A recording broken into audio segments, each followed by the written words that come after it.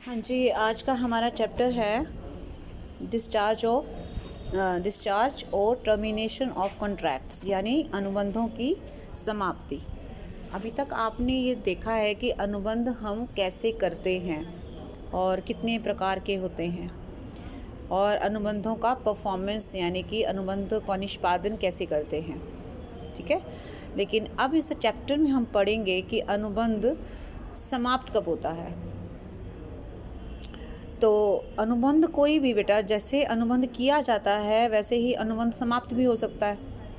ठीक है, अब इसके अलावा एक तो होता है ना कि जब अनुबंध किया जाता है मतलब प्रपोजल और एक्सेप्टेंस के साथ एग्रीमेंट होता है, और एग्रीमेंट में जब सारे लक्षण मौजूद हो जाते हैं तो वो कॉन्ट्रैक्ट बन जाता है। तो इसका मतलब अनुबंध बन गया, यानी कि क्रिएट किया हमने। और उसी तरीके से हम अनुबंध आपस की सहमति से समाप्त भी कर सकते हैं, सिंपल। इसके अलावा भी अनुबंध समाप्त करने के और बहुत सारे तरीके हैं। ये 6 तरीके आपको दिखाए गए हैं। सबसे पहला है बाय परफॉर्मेंस, जो कि आपने लास्ट चैप्टर में देखा है, जिसमें आपने ये पता लगाया कि अनुबंधों का निष्पादन, यानी कि दोनों पक्षकार जब अपने अपने अनुबंध को पूरा कर लेते हैं तो वो अनुबंधों का निष्पादन हो जाता है। तो एक तो ये हो गया, और ये आप पूरे चैप्टर के थ्रू पढ़ चुके हैं। सेकंड तरीका जो मैंने अभी डिस्कस किया है, बाय म्यूचुअल कंसेंट और एग्रीमेंट। जिस तरीके से आपस में समझौता और सहमति करके लोग अनुबंध करते हैं, उसी तरह से सहमति या समझौते से अनुबंध की समाप्ति भी हो सकती है। तो परफॉर्मेंस में तो आप बता ही दोगे, क्योंकि आप पढ़ चुके हो पूरा चैप्टर, कि जब दो पक्षकार हैं आपस में अनुबंध करते हैं और अपने अपने उत्तरदायित्व को टाइम पे पूरा कर लेते हैं, तो उसके ज़रिए वो अनुबंध समाप्त हो जाता है। दूसरा तरीका जो अभी बता रही हूँ मैं, पारस्परिक सहमति द्वारा। तो इसमें क्या है कि दोनों पक्षकार आपस में समझौता करके उसको समाप्त कर सकते हैं, जो अनुबंध उन्होंने पहले किया है। अब इसके अंदर 4 पॉइंट्स आपको दिखने को मिलेंगे। पहला है, मतलब पारस्परिक सहमति से अनुबंध को हम इस तरीके से समाप्त कर सकते हैं। इसके अंदर 4 प्रकार हैं समाप्त करने के। जैसे सबसे पहले है बेटा नोवेशन, यानी नवकरण। नाम से थोड़ा सा आइडिया हो गया होगा कि नयापन आ गया कुछ उसमें। नव का मतलब नया, तो कुछ नयापन ले आए हम अनुबंध में। जो हमारा अनुबंध पहले था उसकी शर्तों में अगर हमने परिवर्तन कर दिया, या अनुबंध के पक्षकारों में कोई परिवर्तन हो गया, तो उससे भी हमारा जो अनुबंध जो है, पुराना अनुबंध समाप्त हो जाता है और नया अनुबंध क्रिएट हो जाता है। जैसे मैंने आपसे कहा कि कल मैं आपके घर आऊँगी और हम लोग चाय पीने चलेंगे होटल में या रेस्टोरेंट में जाएंगे खाना खाने। ये एक सोशल एग्रीमेंट है, ये कोई अनुबंध नहीं है। मैं सिर्फ एक छोटा सा पहले एक नॉर्मल एग्जांपल दूंगी, फिर मैं आपको एक इस तरीके का एग्जांपल दूंगी जो बिल्कुल इस पर फिट बैठेगा। तो मैंने आपको बोला कि मैं कल आपके घर आऊँगी और फिर हम दोनों रेस्टोरेंट जाएंगे डिनर करने। ठीक हो गया, ये हमारा पहले का एग्रीमेंट हो गया। आपने यस कर दिया, हो गया एग्रीमेंट मेरे और आपके बीच में। मैंने रात को 9 बजे का टाइम दिया आपको, और मैंने 8 बजे आपको फ़ोन करके कहा कि ऐसा है मेरे घर में कुछ गेस्ट आ गए हैं, तो आज की बजाय हम कल चलेंगे, और जिस रेस्टोरेंट में हमने जाना था उसकी बजाय हम किसी और रेस्टोरेंट में चलेंगे। अब आपने देखा मैं और आप वही बंदे हैं, सेम पर्सन हो गए, लेकिन रेस्टोरेंट चेंज कर दिया मैंने, और टाइम चेंज कर दिया, और दिन चेंज कर दिया। ठीक है, तो पुराना एग्रीमेंट ख़त्म हो गया, अब नया एग्रीमेंट स्टार्ट हो गया। इसे बोलेंगे नोवेशन। अब समझ में आया? लेकिन वो अनुबंध नहीं है ना, वो ठहराव है, क्योंकि वो सोशल एग्रीमेंट है, और सोशल एग्रीमेंट कभी भी कॉन्ट्रैक्ट नहीं बन सकता। अगर मैं आपके घर नहीं आती, रेस्टोरेंट में नहीं चलते, तो आप मेरे खिलाफ कोई लीगल एक्शन नहीं ले सकते। लेकिन अगर अब मैं इसको दूसरी तरफ मोड़ देती हूँ, एक और एग्जांपल बताती हूँ। एक दुकानदार ने आपको कुछ कपड़ा, जैसे मान लीजिए 5 मीटर कपड़ा 50 रुपये मीटर पर देने का वादा किया है संडे को। ठीक है, और फिर उसके बाद क्या हुआ, ये आपका अनुबंध हो गया आप दोनों के बीच में। 5 मीटर कपड़ा 50 रुपये मीटर के हिसाब से संडे को आपको डिलीवर करने का वादा किया है उस दुकानदार ने, और आपने भी उसको उसके हिसाब से पैसे देने का प्रॉमिस किया है, सिंपल। तो आप दोनों के बीच में एक लीगल बात हो गई ना, एक कॉन्ट्रैक्ट हो गया। ये ठहराव तो है ही है, कॉन्ट्रैक्ट भी हो गया। लेकिन फिर क्या हुआ कि वो उसने जब चेक किया कि उसकी दुकान पे 5 मीटर कपड़ा मिला नहीं, तो उसने आपको 5 मीटर कपड़े की बजाय मतलब आपसे पूछा कि भाई कपड़े की बजाय मैं 5 मीटर आपको चीनी दे दूँ। थोड़ा सा मजाक वाला विषय लगेगा कि मैडम कपड़े की जगह चीनी का क्या काम। नहीं, वो दुकानदार के पास सारा सामान है, तो मैंने उसको अगर मान लो पैसे दे रखे हैं और वो कहता है मैडम पैसे तो आपके आए हुए हैं, आपको तो मैं 5 किलो चीनी भिजवा देता हूँ, कपड़ा मेरे पास सिस्टम अवेलेबल नहीं है। तो अब नया एग्रीमेंट हो गया कपड़े की बजाय चीनी का, और 50 रुपये मीटर की बजाय अब चीनी 35 रुपये किलो की उसने बोल दी, और फिर जो पैसों का हिसाब किताब होगा वो उसके हिसाब से एडजस्ट होगा। तो अभी पक्षकार हम दोनों एक ही हैं, लेकिन हमारे अनुबंध की शर्तों में परिवर्तन हो गया है, और अनुबंध में मेन चीज़ में परिवर्तन हो गया है, यानी कि हमारा जो कपड़े की बजाय चीनी ने स्थान ले लिया।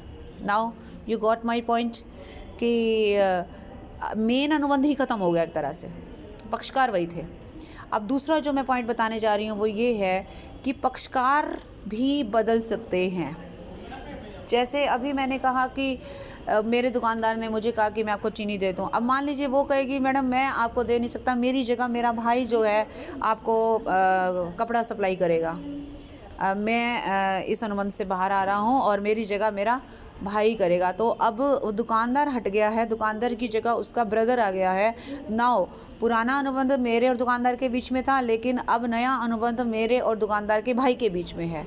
तो इन सारी चीज़ों को नोवेशन का नाम दिया गया है कि पुराने अनुबंध में जब कभी कभी पक्षकार बदल जाते हैं या मेन अनुबंध ही बदल जाता है, अनुबंध का मेन जो उसका एस्पेक्ट से जो पहलू है वही बदल जाता है, तो उसे मैं नोवेशन का नाम दूंगी। ठीक है, यानी पक्षकार बदल भी सकते हैं, नहीं भी बदल सकते, लेकिन अनुबंध की बेसिक चीज़ों में परिवर्तन हो जाएगा।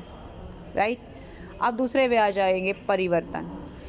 परिवर्तन में क्या है, सिर्फ अनुबंध की शर्तों में परिवर्तन होगा, पक्षकार वही रहेंगे, ये ध्यान में रखिएगा। इन दोनों में जो डिफरेंस है ना, नवकरण में और परिवर्तन में डिफरेंस ही यही है कि पहले वाले में पक्षकार बदल सकते थे और शर्तें तो बदलनी है, शर्तों के साथ मतलब बेस बदलना है। इसमें आपने पक्षकार वही रखने हैं और अनुबंध की सिर्फ शर्तों में परिवर्तन करना है। मान लीजिए 5 मीटर कपड़े के बजाय मैं 3 मीटर कपड़ा ही दे सकती हूँ, पक्षकार वही रहेगा।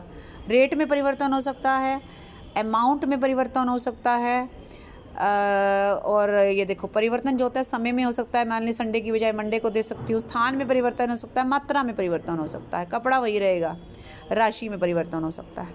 ठीक है, और सबसे मेन चीज़ पक्षकार वही रहेंगे, तो पार्टीज़ वही रहेंगी, पर्सन नहीं बदलेंगे। पर्सन के बीच में जो चीज़ें हैं उनका स्थान, समय, मात्रा, अमाउंट ये बदल सकता है। इसमें पक्षकार बदल भी सकते हैं, नहीं भी बदल सकते। और अनुबंध के बेस में जैसे कपड़े की बजाय सीधा स्थान ही चीनी ने ले लिया तो बात ही ख़त्म हो गई, फिर तो अमाउंट भी बदल गया और सारी चीज़ें बदल गई। ये दोनों पॉइंट आपको क्लियर हो गए। अब चलते हैं थर्ड और फोर्थ पे। थर्ड में आ रहा है छुटकारा दे देना।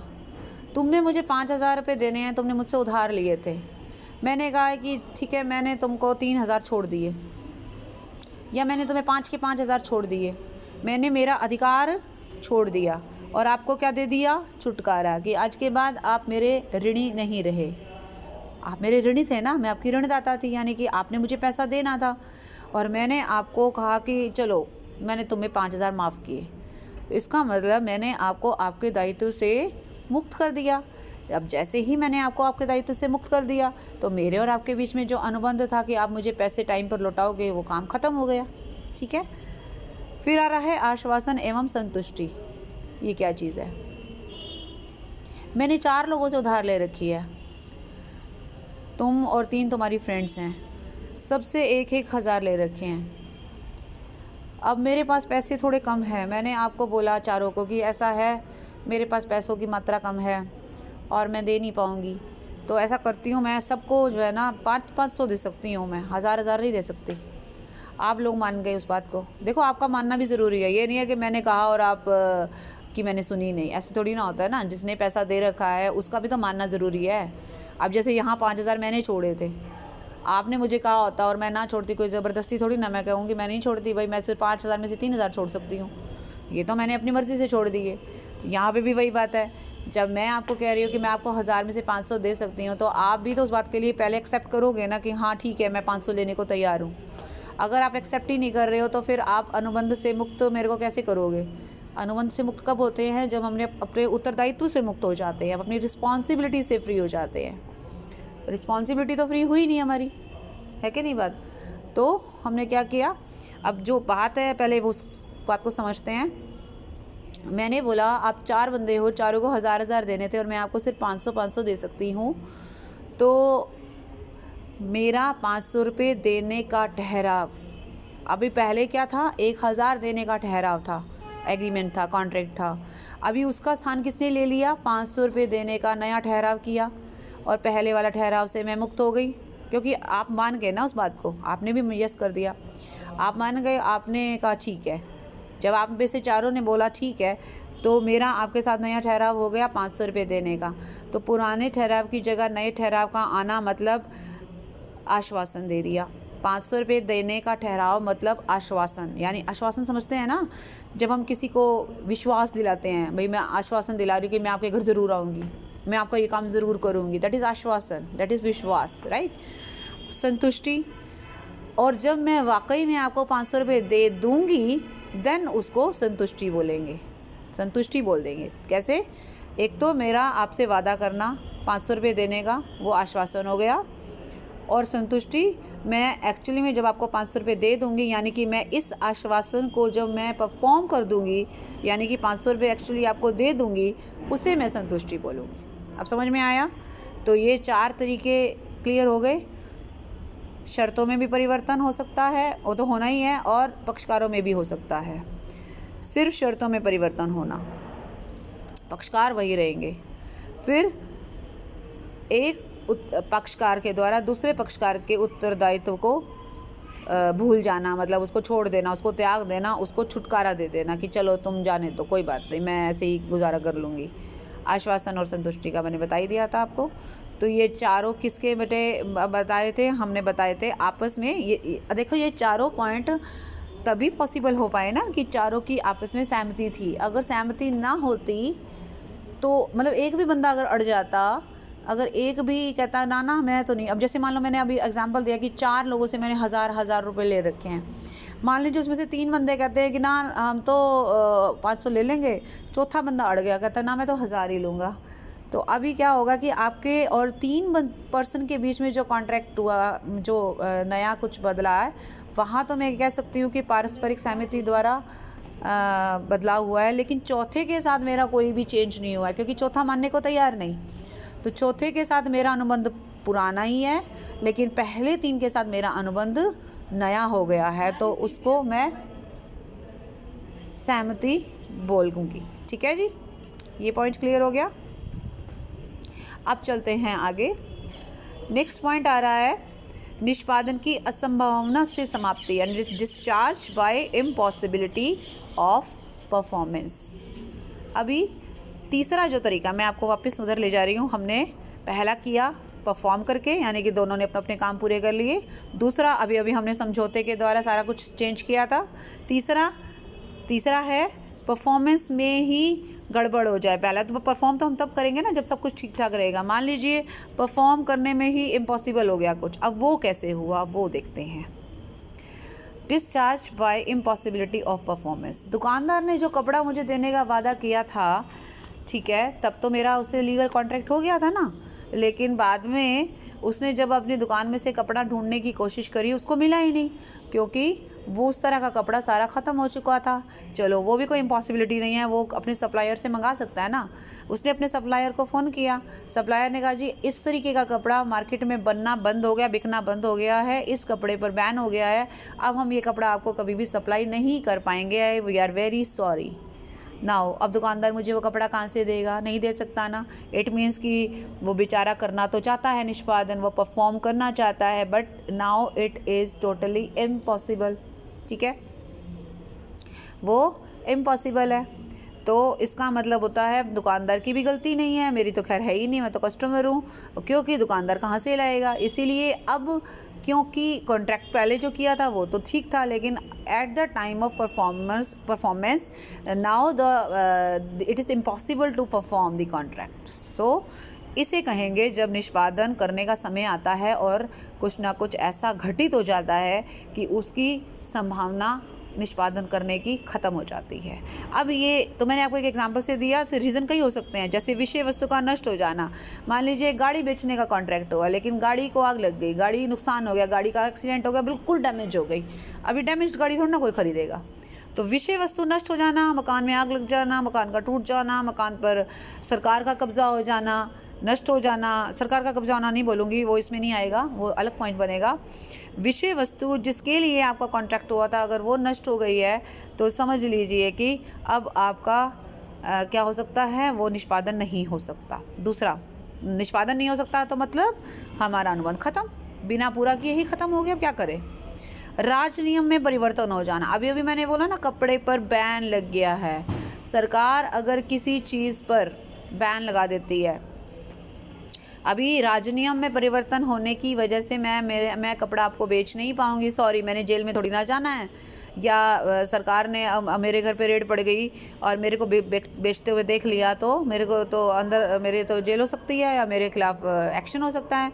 मैं क्यों पंगे में आऊँ, इसीलिए सॉरी, मैं ये काम नहीं करूँगी। मैं इलीगल काम क्यों करूँ। तो राजनियम में यानी कि लॉ में परिवर्तन होते ही पुराने अनुबंध समाप्त भी हो सकते हैं। तीसरा है किसी विशेष घटना का घटित ना होना। जैसे दुकानदार ने कहा जी ऐसा है, कपड़ा तो मैं आपको सप्लाई कर दूंगा, लेकिन अगर सप्लायर ने मुझे 10 दिन के अंदर माल दे दिया तो ही मैं आपको सप्लाई कर सकता हूँ, वरना नहीं कर सकता। और वो सप्लायर बीमार हो गया, आया ही नहीं, और कोई सप्लायर रोहतक में, सोनीपत में, आसपास हरियाणा में कहीं पे भी सप्लाई करता नहीं है, सिर्फ उसी के पास ही ये अथॉरिटी है। अब जिसके पास अथॉरिटी है अगर वो बंदा ही अवेलेबल नहीं है, in that case what can we do, we can't do anything, right? So it depends upon the possibility of a particular event कि अगर वो घटना घटित होती है then you can perform your contract, otherwise it will be impossible for both parties, right? So किसी विशेष घटना के घटित ना होने की वजह से भी कई बार हमारे पुराने अनुबंध पूरे नहीं हो पाते और उनका निष्पादन नहीं हो पाता। लास्ट में आ रहा है व्यक्तिगत असमर्थता या मृत्यु। जिस पर्सन के साथ आपने कॉन्ट्रैक्ट किया है वो पर्सन की डेथ हो गई है, या वो इतना बीमार हो गया है या मेंटली रिटार्डेड हो गया, उसका एक्सीडेंट हो गया, उसके दिमाग पे चोट लग गई, अब उसको याद ही नहीं है कुछ, तो क्या करोगे बताओ। मान लीजिए किसी के साथ कुछ प्रॉब्लम आ जाए और वो कर ही ना पाए। मान लीजिए मैंने एक पेंटिंग बनाने का ऑर्डर दिया और वो पेंटिंग जो है बनाने,